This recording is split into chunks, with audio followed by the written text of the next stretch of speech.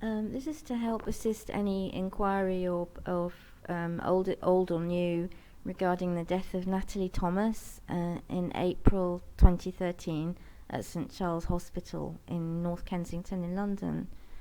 Um, it was a psychiatric unit, and I'm not sure whether it took place in Danube. I would have thought it would be in Danube ward because that was the triage ward. There's also Thames ward that I was in. I was in Danube and Thames. The staff were very nice staff. They were mostly Christian, but not all Christian. And they seemed to be a mass. Not everybody, but there seemed to be a mass outbreak of narcissistic personality disorder, which was interesting because obviously I'm trained well enough as a behaviorist to recognize personality disorders, and having been around people who suffer from personality disorders, including narcissistic personality disorder and borderline personality disorder, which are often comorbid, I was able to recognize the behavior. It seemed that this was quite inherent there. Not for everybody though, but for a lot of them. It seems to me that they had been comorbid patients, and I was actually told by a lady there who had been a patient herself, as another staff member, who said to me that most of the staff had been patients at this unit. Now, they had been trained.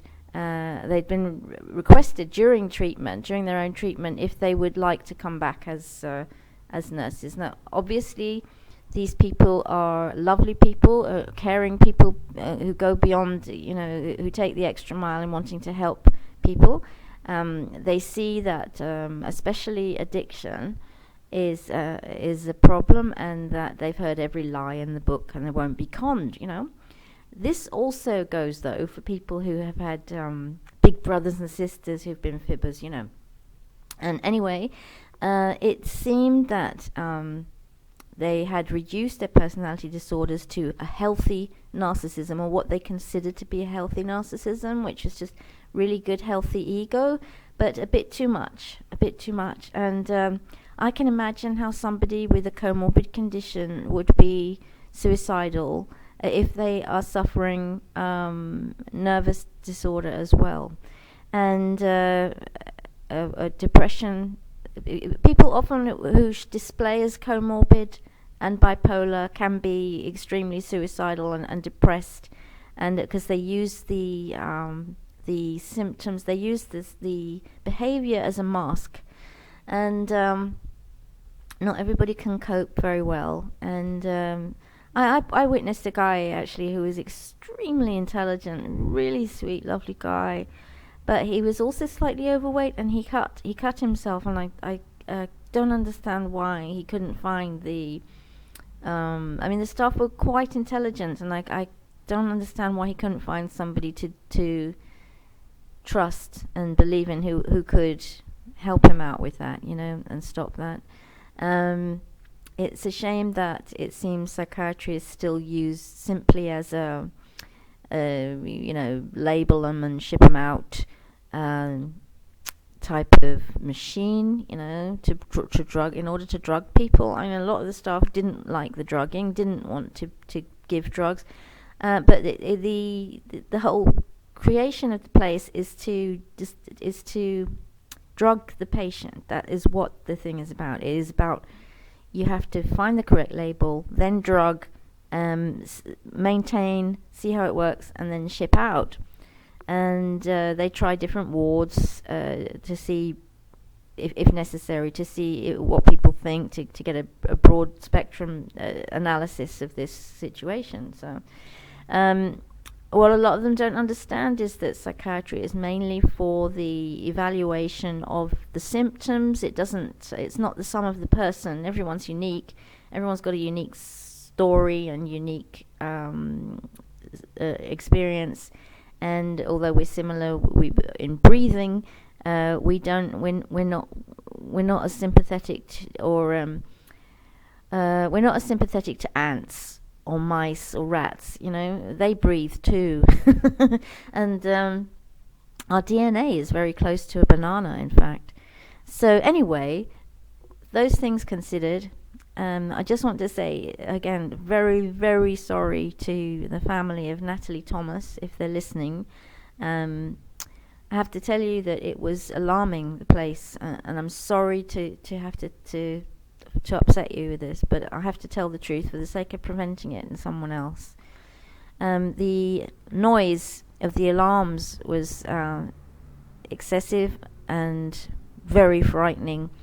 Nobody who was suffering anguish would have a moment's sleep or rest. Anyone suffering from a trauma disorder would be pushed over the edge. It's my belief that Natalie may have been suffering a complex trauma disorder in there, and possibly withdrawal, but they should have had her in the correct place. It shouldn't be somewhere where there's alarming people, where you feel you have to be reactionary, where you feel you have to be on your guard.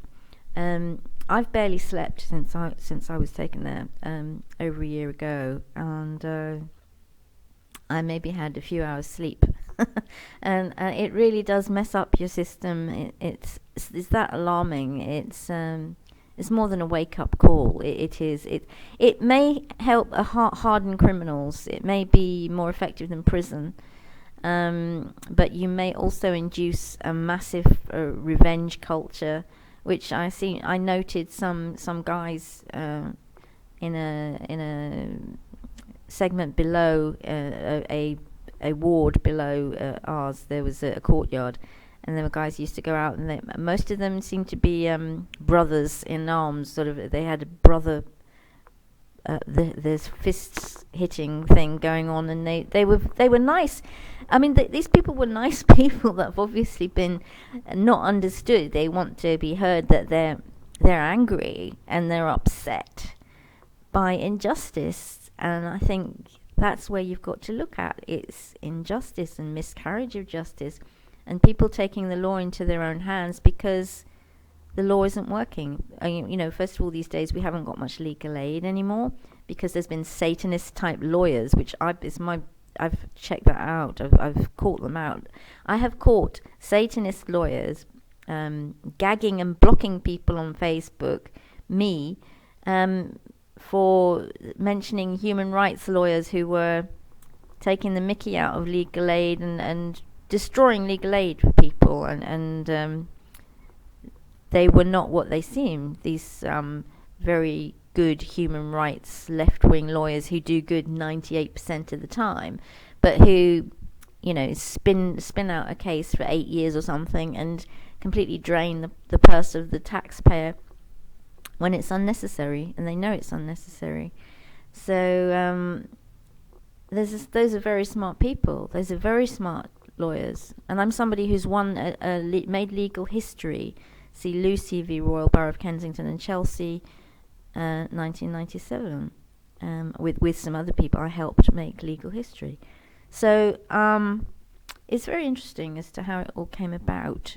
Somebody told me, I'm not sure, can't remember who it was now, but I spoke to one of the staff and said, where did the model come from? That's happening now. This Mike guy is using Mike is one of the directors, whatever, of the hospital, and he said something really strange. He said it came from, we sold it to was it United Arab Emirates 30 years ago or something. Thatcher got rid of it, and the model was sold back to us, and now we're implementing it here. So it made sense that this one flew over the cuckoo's nest atmosphere was happening, and it just seemed like something out of that movie. It really did. It really seemed very strange, and you couldn't fault the people's intent. The staff intent is good. It's immaculate. They were lovely people. Don't get me wrong. They were lovely, good, well-intentioned, hard-working people, and mostly intelligent. But I think the advocacy staff will be able to tell you what it was like and what we're complaining of. And I say, about a third of the people shouldn't have been in there. Um, and anyone suffering from anxiety disorders shouldn't have been in there. I witnessed a lady who had a lot of facial hair, and she was very skinny, very thin, and I watched some police parading her about. She'd obviously not been out of the house for many, many years, and she was being paraded around in front of psychiatric patients who would be a bunch of strangers to her. And the police who were carrying her through seemed to think they were doing her a great big enormous favour by showing her the world, like she'd never ever thought of it herself. I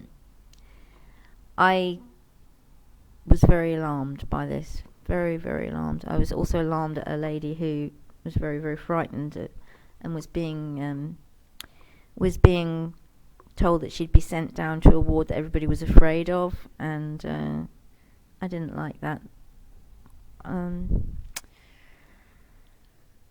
It was we were treated as criminals, not as patients or clients, but as criminals, and that's an abuse. It was very abusive in that way. It strips you of all dignity. There's no dignity. The beds are about couple of foot wide and have a plastic mattress.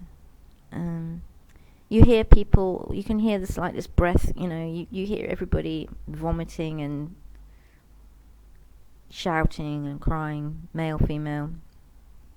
You're in a mixed ward. The food wasn't too bad, surprisingly. There's quite good choice, but again, not much by way of enlightenment with the at that time.